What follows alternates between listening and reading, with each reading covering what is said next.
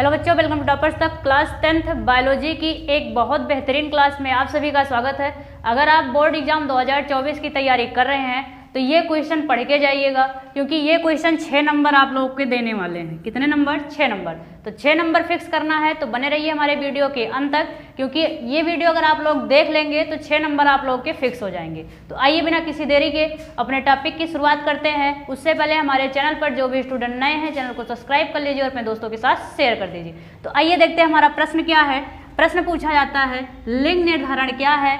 मनुष्यों में लिंग निर्धारण प्रक्रिया को विस्तार से समझाइए। सबसे पहले पूछा है लिंग निर्धारण किसे कहते हैं, इसके बाद पूछा है मनुष्यों में जो भी लिंग निर्धारण की प्रक्रिया होती है उसको विस्तार से समझाना है। तो आइए सबसे पहले इसमें हम देख लेते हैं लिंग निर्धारण किसे कहते हैं। तो लिंग निर्धारण की परिभाषा है, सभी एक लिंगी जंतुओं का लिंग निर्धारण उनके अनेक लक्षणों के समान गुणसूत्रों पर निर्भर करता है तथा इनकी वंशागति मेंडल के नियमों के अनुसार ही होती है। मेंडल के जितने भी नियम हैं आप लोग को पढ़ाए गए हैं। मेंडल के जितने भी नियम हैं वो भी 6 नंबर में पूछे जाते हैं। अगर आप लोग नहीं देखे हैं तो उसका लिंक आप लोग को डिस्क्रिप्शन बॉक्स में मिल जाएगा, तो इसको भी देख करके 6 नंबर आप लोग फिक्स कर लीजिएगा। अब यहाँ आता है एक लिंगी जंतु क्या होते हैं। एक लिंगी जंतु उन्हें कहते हैं जिसमें अलग अलग मतलब नर और मादा प्रजनन तंत्र अलग अलग व्यक्तिक होके क्या करते हैं, समाहित होते हैं, उसे ही क्या कहते हैं, एक लिंगी जंतु कहते हैं। तो लिंग निर्धारण किसे कहते हैं ये परिभाषा आप लोग को अच्छे से समझ में आई होगी। अब आइए देखते हैं इसके कुछ नोट पॉइंट हैं। नोट पॉइंट क्या है कि मैकलंग ने 1902 में लिंग निर्धारण क्या किया था, प्रस्तुत किया था। ऑब्जेक्टिव में भी पूछा जा सकता है कि लिंग निर्धारण किसने प्रस्तुत किया था, तो नाम याद रखना, मैकलंग ने कब किया था, 1902 ईस्वी में। इसके बाद अगला है लिंग निर्धारण का अनुवांशिकी आधार की खोज किसने की थी, तो हेकिंग्स ने की थी। किस पर की थी, तो कीट पर किए थे। किस पर किए थे, कीट पर किए थे। क्या अनुवांशिकी आधार की खोज किसने, हेकिंग ने। ठीक है, इतने पॉइंट आप लोगों को क्लियर हुए होंगे। अब आइए देखते हैं मनुष्यों में लिंग निर्धारण की प्रक्रिया क्या होती है। तो इसमें देखते हैं मनुष्यों में लिंग निर्धारण कह रहा है कि मनुष्य की जनन कोशिकाओं में 23 जोड़ी या 46 गुणसूत्र होते हैं।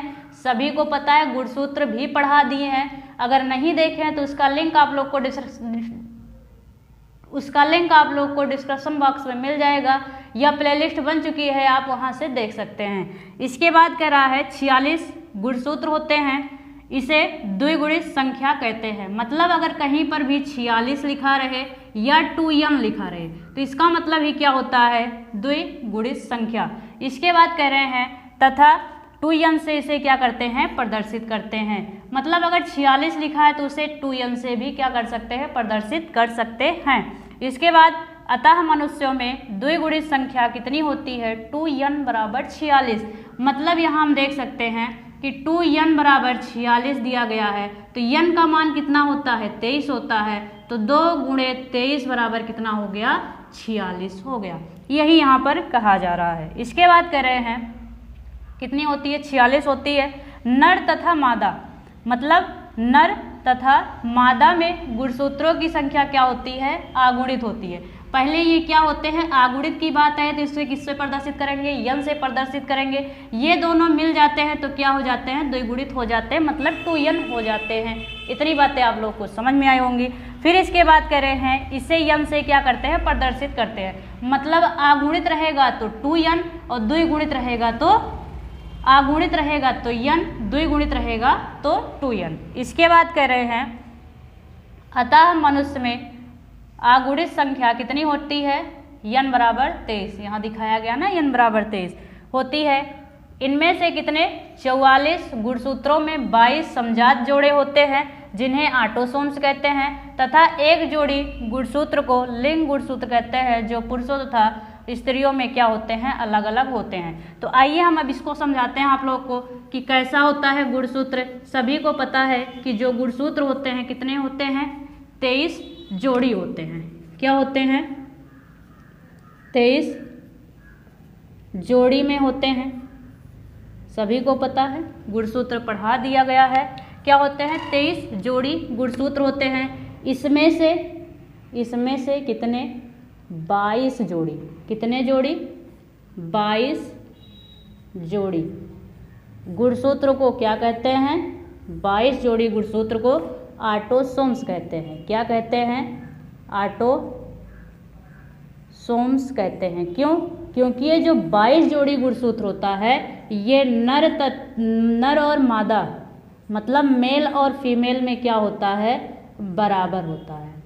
क्या होता है? बराबर होता है। कौन सा? 22 जोड़ी। उसे क्या कहते हैं? ऑटोसोम्स कहते हैं। वही यहाँ पर दिखाया गया क्या कि इसे आगुड़ी संख्या 2n। इसके बाद इसमें कहा गया 44 गुणसूत्रों में 22 क्या होते हैं? समजात होते हैं। तो ये 22 क्या होते हैं? समजात होते हैं। इस जोड़ी में है, इसको अगर संख्या में कहेंगे तो 22 दूना कितना हो जाएगा? 44 हो जाएगा। ठीक है। इसके बाद इसमें बचा कितना? 22 जोड़ी तो हम ले लिए, 23 जोड़ी में से बचा कितना? 1 जोड़ी। तो यहाँ पर कितना हो जाएगा? 1 जोड़ी। ये 1 जोड़ी क्या होता है? नर प्लस मादा में क्या होता है? बराबर नहीं होता है। क्या होता है? बराबर नहीं होता है। और इसे क्या कहते हैं? लिंग। क्या कहते हैं? लिंग गुणसूत्र कहते हैं। लिंग गुणसूत्र कहते हैं। तो ये रहा थोड़ा बेसिक। अब आइए देखते हैं कि इसमें लिंग निर्धारण की, मनुष्यों में लिंग निर्धारण प्रक्रिया को हम ग्राफ के माध्यम से मतलब संकरण के माध्यम से कैसे समझाएंगे। तो आइए इसको इरेज करते हैं, फिर आगे समझाते हैं। आइए बच्चों समझ लेते हैं कि मनुष्यों में लिंग निर्धारण प्रक्रिया को हम लोग कैसे समझाएंगे। जैसे मेल और फीमेल में हम लोगों ने बात किया था, कितने जोड़ी? 23 जोड़ी गुणसूत्र थे, जिसमें से 22 क्या थे? दोनों में सेम थे। तो 22 सेम थे और एक क्या था? अलग था। तो एक अलग हो जाएगा x और दूसरा क्या हो जाएगा? 22 प्लस xy। तो ये क्या है? जोड़ी में है, इसको हम 44 प्लस xy और इसको हम क्या लिख सकते हैं? 44 प्लस x के फॉर्म में लिख सकते हैं। अब आइए इन्हीं दोनों को लेकर के हमें संकरण कराना है। तो जैसे अगर हम इधर नर को रखते हैं, इधर क्या रखते हैं? नर को, और इधर क्या रखते हैं? मादा को। मतलब ये क्या हो जाएगा? मेल, और इधर क्या हो जाएगा? फीमेल। क्या हो जाएगा? फीमेल हो जाएगा। अब अगर हम नर की बात करें तो नर में कौन से गुणसूत्र होते हैं? x y होते हैं। तो हम नर में ये रख देंगे क्या? 44 प्लस क्या हो जाएगा? 44 प्लस xy। 44 plus xy। देखिए 44, 45 और 46 गुणसूत्र कंप्लीट है। मादा में क्या हो जाएगा? 44 प्लस xx। 44 प्लस xx ये हो गए। अब इसमें क्या कराएंगे? क्रॉस कराएंगे। क्रॉस कराने के बाद ये हमारे क्या हो गए? युग्मक हो गए। क्या हो गए? ये क्या हो गए? हमारे जनक हो गए। क्या हो गए? जनक। अब जनक से क्या निकलेगा? युग्मक निकलेगा। अब युग्मक को हम निकालेंगे यहाँ से। तो यहाँ से अगर हम युग्मक को निकालेंगे, युग्मक कैसे बनेगा? 22 प्लस x 22 प्लस y। ये दोनों हमारे युग्मक अलग हो गए। इसमें से भी अलग कर लेंगे। क्या हो जाएगा? 22 प्लस x 22 प्लस x।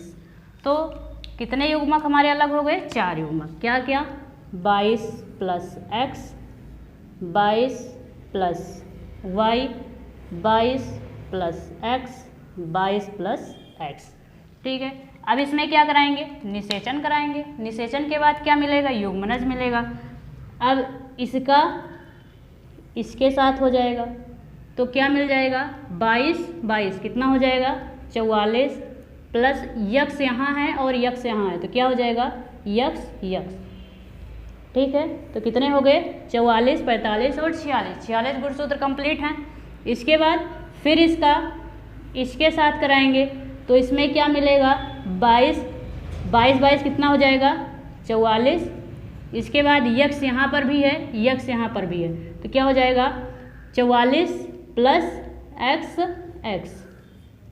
ये तो इसका कंप्लीट हो गया। इसके बाद इसके युग्मक से इस युग्मक से इसका क्रॉस कराएंगे तो क्या हो जाएगा? 22 44 तो हो ही गया। प्लस यहाँ पर देखिए x है और यहाँ पर y है। तो क्या हो जाएगा? x और y। ये बन गया। इसके बाद फिर हम इसका और इसका कराएंगे तो क्या हो जाएगा? 22 कितना हो जाएगा? 44 और y और x मतलब प्लस xy। तो ये हमारे संकरण कराने की विधि है किसमें? मनुष्यों में लिंग निर्धारण। अगर आप लोग ऐसे करा देंगे तो एग्जामिनर बिना पढ़े आप लोग को 6 नंबर दे देगा, क्योंकि बहुत लोग करके आते हैं यक्स यक्स इधर कर देते हैं, यक्स वाई करके इनके बीच ऐसे क्या करा देते हैं, संकरण करा देते हैं। तो ये थोड़ा एग्जामिनर जो होता है इस पर ज़्यादा फोकस नहीं करता, लेकिन अगर आप ऐसे गुणसूत्र को जितने भी क्रोमोसोम होते हैं इनको अलग अलग करके आप क्रॉस कराएंगे तो बिना पढ़े एग्जामिनर समझ ही जाएगा, इतने में ही एग्जामिनर समझ जाएगा कि आप लोगों ने अच्छे से पढ़ा है। तो इसको अच्छे से तैयार कर लीजिएगा। अब यहाँ देखिए रिजल्ट में क्या आता है, तो कितना है 44 + XX, 44 + XX, ये दोनों क्या हो जाएंगे, ये दोनों क्या हो जाएंगी, लड़की हो जाएंगी, क्या हो जाएंगी, लड़की हो जाएंगी, ये दोनों क्या हो जाएंगे, लड़के हो जाएंगे। मतलब हम यहाँ अगर परसेंटेज की बात करें तो परसेंटेज हमारा कितना निकल जाएगा, 50% क्या होगी, लड़की होगी और 50% क्या होगा, लड़का होगा। तो ये रहा क्या मनुष्यों में लिंग निर्धारण प्रक्रिया को हमने विस्तार से समझाया है। आप लोग इसको अच्छे से तैयार कर लीजिएगा, क्योंकि ये 6 नंबर में हमेशा पूछा जाता है। तो आज यहीं तक रखते हैं, फिर ऐसे ही एक शानदार टॉपिक के साथ जो बोर्ड एग्जाम 2024 के लिए महत्वपूर्ण होगा, फिर उसी के साथ मिलेंगे। तब तक के लिए थैंक यू सो मच।